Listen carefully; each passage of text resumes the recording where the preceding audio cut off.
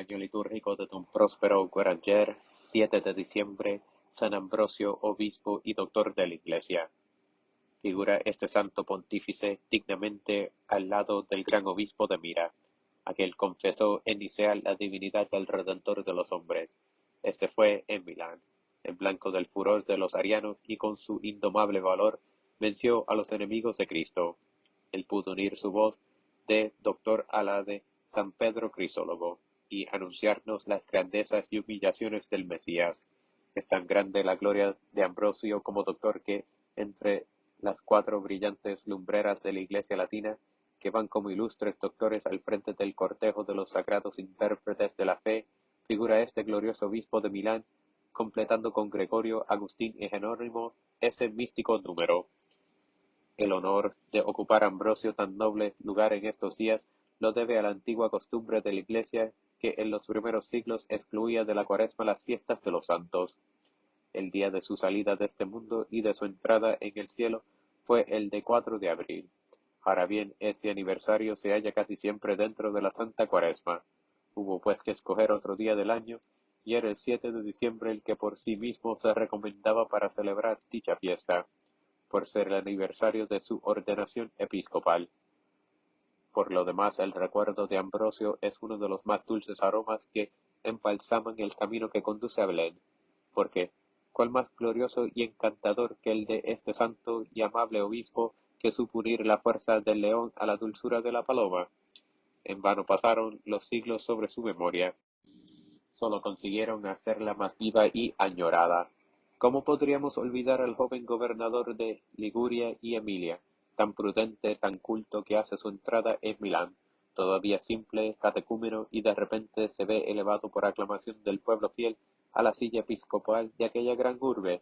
Y aquel bello presagio de su encantadora elocuencia, el enjambre de abejas que, según la leyenda, le rodeó y penetró en su boca cuando todavía niño dormía un día sobre el césped del jardín paterno, como queriendo indicar la dulzura que había de tener su palabra, o aquella profética seriedad con la que el amable joven ofrecía a besar su mano a su madre y hermana, porque según él aquella mano sería un día la de un obispo.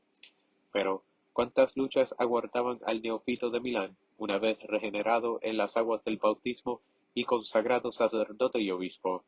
Debía dedicarse inmediatamente al estudio de la ciencia sagrada, para acudir en defensa de la Iglesia atacada en su dogma fundamental por la falsa doctrina de los arianos. En poco tiempo fue tan grande la plenitud y seguridad de su saber, que no sólo se opuso como muro de bronce al avance de aquel error, sino que mereció que sus libros hayan sido considerados por la Iglesia como uno de los arsenales de la verdad, hasta el fin de los siglos. Pero no sólo en el terreno de la controversia debía pelear el nuevo doctor. Los sectarios de la herejía que había combatido amenazaron más de una vez su propia vida. Qué sublime espectáculo el de este obispo, sitiado en su iglesia por las tropas de la emperatriz Justina, y custodiado en su interior día y noche por su pueblo. Qué pastor y qué redil, una vida entera consagrada al bien de la ciudad y de la providencia, le valieron a Ambrosio aquella fidelidad y aquella confianza por parte de su pueblo. Por su celo, abnegación y constante olvido de sí mismo, era fiel retrato de Cristo a quien predicaba. En medio de los peligros que le rodeaban, permanecía su noble alma tranquila e imperturbable. Incluso fue el momento que escogió para introducir en la iglesia de Milán el canto alternado de los salmos. Hasta entonces sólo se dejaba oír la voz del lector entonado desde lo alto del ambón los cánticos sagrados. Bastó un momento para organizar en 2 coros a la asamblea, encantada de poder en adelante tomar parte activa en los inspirados cantos del real profeta. Nacida de esta suerte en medio de la tormenta y de un heroico asedio, la salmodía alternada fue ya una conquista para los pueblos fieles de Occidente. Roma adoptará aquella institución ambrosiana, y de esta manera seguirá en la Iglesia hasta el fin de los siglos. Durante aquellas horas de lucha, el santo obispo hace todavía otro obsequio a aquellos fieles católicos que hicieron para él un muro con sus cuerpos. Es poeta y más de una vez ha cantado en versos llenos de dulzura y majestad las grandezas de Dios de los cristianos y los misterios de la redención del hombre. Ahora entrega a su devoto pueblo aquellos himnos sagrados que de suyo no estaban destinados a un uso público, pero enseguida resuena su melodía en todas las basílicas de Milán. Más tarde se oirá en toda la Iglesia latina el canto de los himnos durante mucho tiempo llamados ambrosianos, en honor del santo obispo, que inició así una de las más ricas fuentes de la sagrada liturgia. La Iglesia romana aceptará en sus oficios ese nuevo modo de cantar las divinas alabanzas que proporciona a la esposa de Cristo un medio más de expresar sus sentimientos. Así pues, nuestro canto alterno de los salmos y nuestros himnos son otros tantos trofeos de la victoria de Ambrosio. Sin duda fue suscitado por Dios no solo para bien de su tiempo, sino para el del futuro. Por eso el Espíritu Santo le infundió el sentido del derecho cristiano, junto con la misión de defenderlo en aquella época en que el paganismo, aunque debilitado, respiraba todavía y en que el cesarismo decadente conservaba aún muchos resabios del pasado. Ambrosio vigilaba apoyado en el Evangelio. No comprendía que la autoridad imperial pudiese entregar a capricho a los arianos por el bien de la paz, una basílica en la que se habían reunido los católicos. Estaba dispuesto a derramar su sangre en defensa de la herencia de la Iglesia. Cortesanos del emperador se atrevieron a acusarle de tiranía ante el príncipe. Su respuesta fue: no, los obispos no son tiranos, pero con frecuencia son víctimas de ellos. El eunuco Caligono, camarero de Valentiniano II, le dijo en cierta ocasión: ¿cómo te atreves delante de mí a despreciar a Valentiniano? Te voy a cortar la cabeza. Ojalá te lo permita Dios, respondió Ambrosio. De esa manera podré sufrir lo que sufren los obispos, y tú no habrás hecho más que lo que saben hacer los eunucos. Esta valentía en la defensa de los derechos de la Iglesia apareció todavía con mayor evidencia cuando el Senado romano, o más bien la minoría del Senado pagana aún, probó por instigación del prefecto de Roma Simaco conseguir el restablecimiento del altar de la Victoria en el Capitolio con el vano pretexto de poner un remedio a los desastres del imperio. Ambrosio se opuso como un león a esta última pretensión del politeísmo, diciendo: detesto la religión de los Nerones. Protestó en elocuentes memorias dirigidas a Valentiniano contra una tentativa que pretendía hacer reconocer a un príncipe cristiano los derechos del error y frustrar las conquistas de Cristo, único Señor de las naciones. Rindióse Valentiniano a las energéticas advertencias del obispo, el cual le había hecho saber que un emperador cristiano no debe tener respeto más que por el altar de Cristo, y así este príncipe respondió a los senadores paganos que amaba a Roma como a madre, pero que debía obedecer a Dios como el autor de su salvación. Es lícito creer que, si los decretos divinos no hubiesen ordenado irrevocablemente la ruina del imperio, influencias como las de Ambrosio, ejercidas sobre príncipes de recto corazón, hubieran podido evitar aquella ruina. Sus máximas eran energéticas, pero sólo podían aplicarse a las nuevas sociedades que se establecerían después de la caída del imperio, y que el cristianismo, modelo a su gusto, decía él, no hay para un emperador título más honroso que el del hijo de la Iglesia. El emperador está dentro de la Iglesia, no por encima de ella. Hay algo más emocionante que la protección que con tanta solicitud ejerció Ambrosio sobre el joven emperador Graciano, cuya muerte le hizo derramar copiosas lágrimas, y Teodosio, ese sublime dechado del príncipe cristiano Teodosio, en cuyo favor retrasado Dios la caída del imperio, dando siempre a sus armas la victoria. Con qué ternura no fue amado por el obispo de Milán. Es verdad que un día quiso reaparecer en este hijo de la Iglesia el César pagano, pero Ambrosio, con una severidad tan inflexible como profundo, había sido un cariño al culpable. Hizo que Teodosio volviese en sí mismo y a Dios.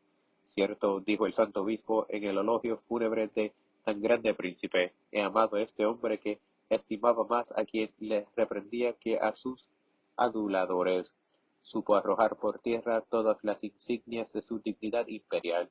Lloró públicamente en la Iglesia el pecado al que se le había pérfidamente instigado, e imploró el perdón con lágrimas y gemidos. simples particulares ceden ante la vergüenza, todo un emperador no se sonrojo cumpliendo la penitencia pública, y en adelante no pasó un solo día que no llorase su pecado. Cuán bellos aparecen este César y este obispo, en su amor por la justicia. El César sostiene el imperio vacilante y el obispo sostiene al César. Pero no se crea que solo se cuida Ambrosio de obras de categoría y resonancia. Sabe ser también pastor cuidadoso de las más pequeñas necesidades de sus ovejas. Poseemos su vida íntima escrita por su diácono Paulino. Nos declara este testigo que, cuando Ambrosio oía la confesión de los pecadores, derramaba tan copiosas lágrimas que hacía llorar también al que iba a descubrir sus faltas. Parecía, dice el biógrafo, que había caído él también con el delincuente. Es conocido el interés paternal con que acogió a San Agustín, cautivo aún en las cadenas del error y de las pasiones. Quien quiera conocer a Ambrosio no tiene más que leer en las confesiones del obispo de Hipona sus expansiones de gratitud y admiración. Anteriormente había recibido Ambrosio a Mónica, la afligida madre de Agustín, la había consolado y fortalecido con la esperanza de la vuelta de su hijo. Llegó el día de tan ardientemente deseado y fue la mano de Ambrosio la que le infundió las aguas purificadas del bautismo a aquel que debía ser el príncipe de los doctores.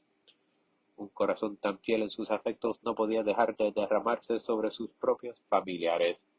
Conocido es el cariño que le unió a su hermano Satiro, el mismo público, sus virtudes en el doble elogio fúnebre, que le dedicó con acentos de conmovedora ternura. No fue para él menos querida su hermana Marcelina.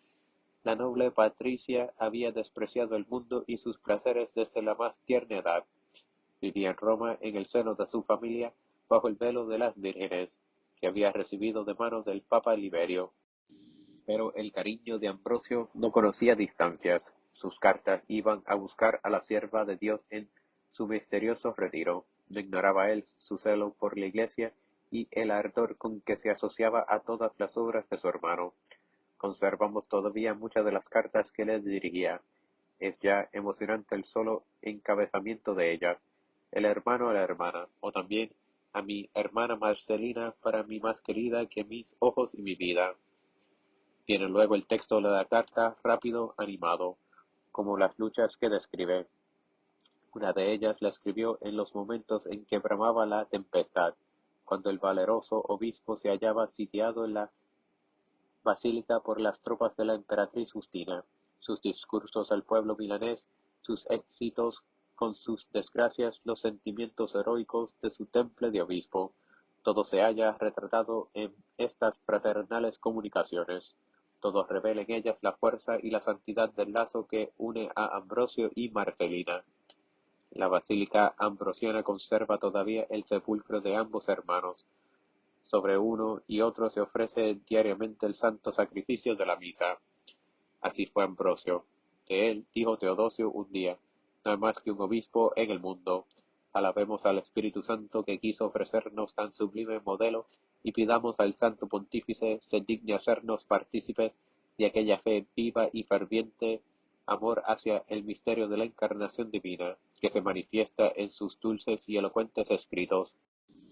Ambrosio debe ser uno de nuestros más poderosos abogados en los días de preparación a la venida del Verbo.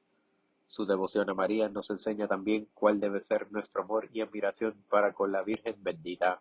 El obispo de Milán es, con San Efrén, uno de los padres del siglo IV que más fervientemente han expresado las grandezas del ministerio y de la persona de María.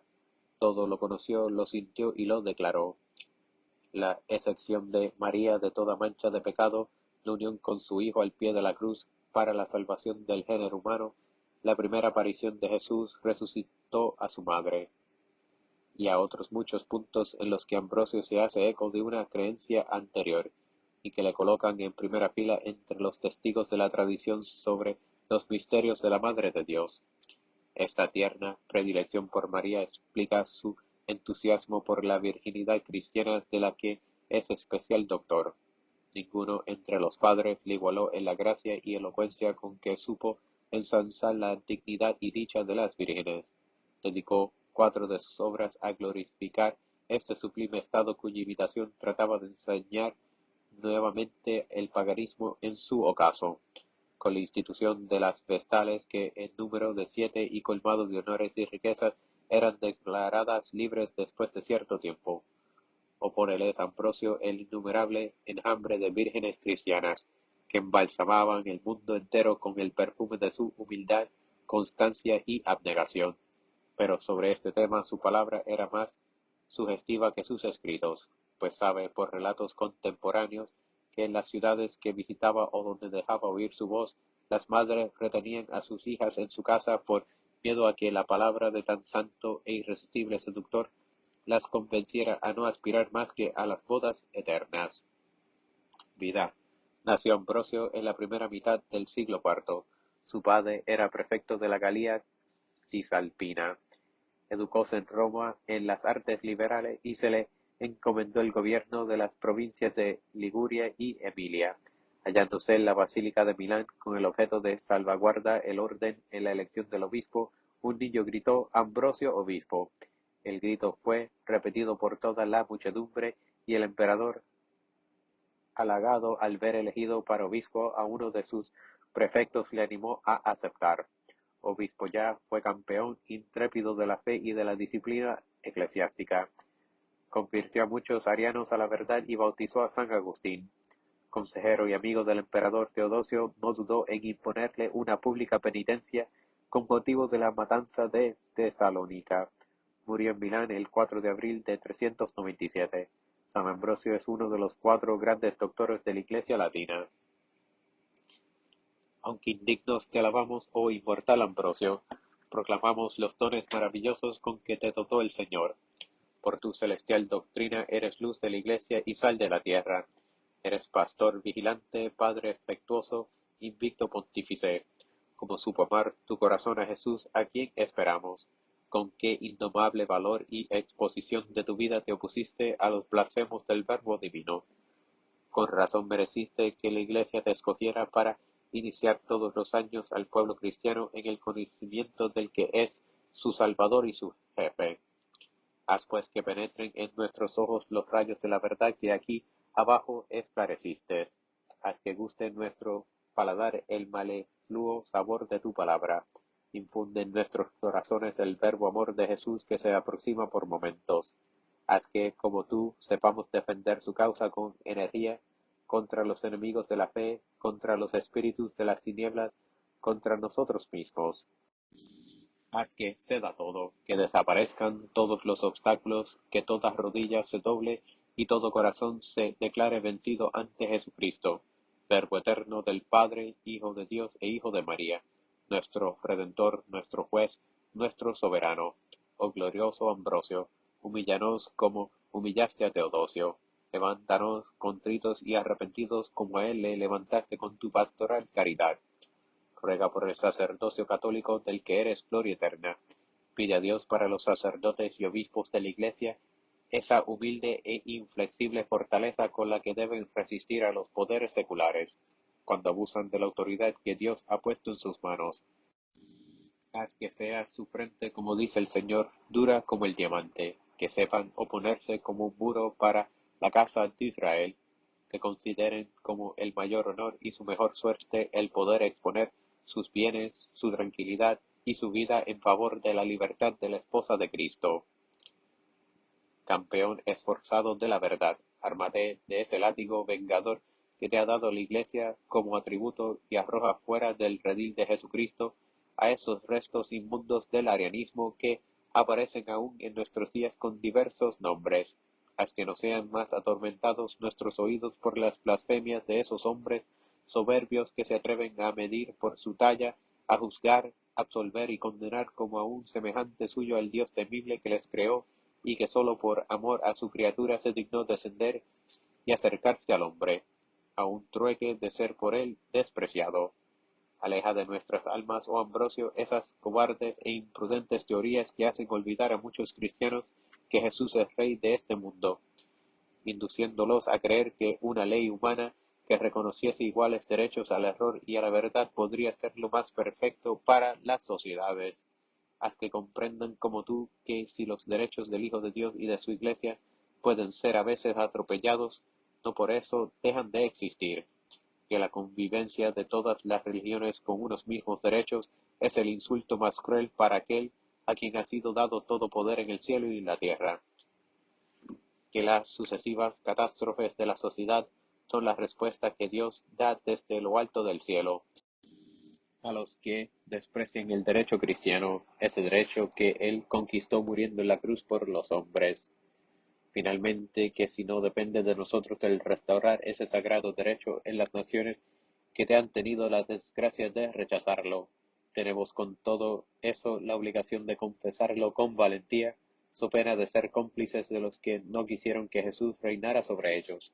Consuela también, oh Ambrosio, en medio de las tinieblas que invaden el mundo, consuela a la Santa Iglesia, que aparece como extraña y peregrina en medio de esas naciones de que fue madre y que han renegado de ella. Haz que en su camino recoja aún entre los fieles las flores de la virginidad, que sea como el imán de las almas puras que saben apreciar la dignidad de las esposas de Cristo. Así fue en los días gloriosos de las persecuciones, que señalaron el comienzo de su ministerio, se le dado también ahora consagrar a su esposo una numerosa selección de corazones puros y generosos, para que su fecundidad sea vista por todos los que la abandonaron como madre estéril y que algún día sentirán cruelmente su ausencia. Consideremos el último preparativo para la venida del Mesías al mundo, la paz universal. El silencio ha sucedido de repente al estruendo de las armas y el mundo se reconcentra en sí mismo, esperando. Para bien nos dice San Buenaventura en uno de sus sermones de Adviento. Debemos señalar tres silencios. El primero, en tiempo de Noé, cuando perecieron todos los pecadores en el diluvio.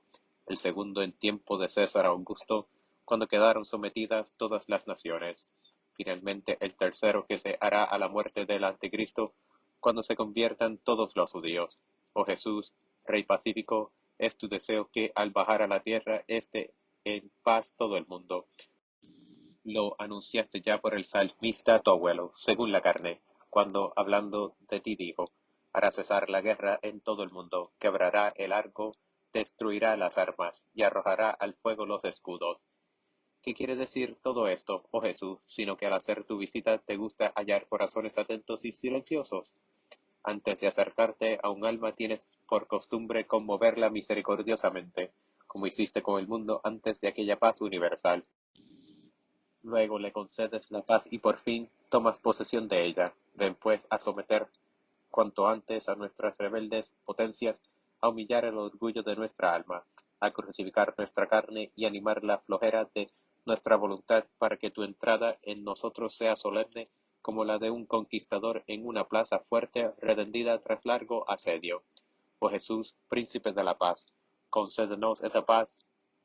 Establece tu morada en nuestros corazones, de una manera fija como la estableciste en la creación, para reinar en ella eternamente.